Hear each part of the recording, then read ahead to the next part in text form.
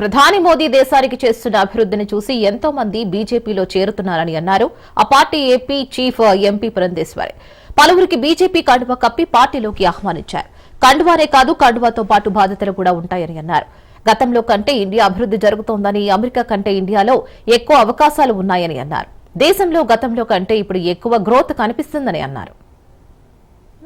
కూడా మనం ఆపేశాము. ఇవాళ పాకిస్తాన్ లేఖ రాసింది, వరల్డ్ బ్యాంక్ కి రాసింది, యుఎన్ కి రాసింది, మన భారత ప్రభుత్వానికి రాసింది. మాకు అక్కడ నీళ్లు లేకపోతే మేము వ్యవసాయం చేయలేకపోతున్నాము, మేము కటకట్లాడుతున్నాము, మాకు నీళ్లు విడుదల చేయండి అని చెప్పారు.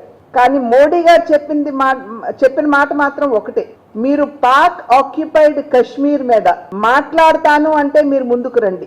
అదే విధంగా ఉగ్రవాదాన్ని మేము పరిసమాప్తం చేస్తాము అని అంటే మేము చర్చలకి సన్నద్ధం. కానీ ఇటువంటి అర్జీలతో వచ్చినట్లయితే మేము సన్నద్ధంగా లేవని చెప్పి గట్టిగా మోడీ గారు చెప్పడం జరిగింది. ఇవన్నీ కూడా చూసినట్లయితే ఏవైతే విలువలు ఆనాడు అహల్యబాయ్ హోల్కర్ గారు ఒక నిదర్శనంగా నిలబడ్డారో, ఇవాళ వాటిని కొనసాగిస్తూ నరేంద్ర మోడీ గారు, భారతీయ జనతా పార్టీ ప్రభుత్వం ఆ విలువలు నిలబడుతుంది, కట్టుబడి ఉన్నది అని చెప్పి మీ మాధ్యమంగా అందరికీ తెలియజేస్తూ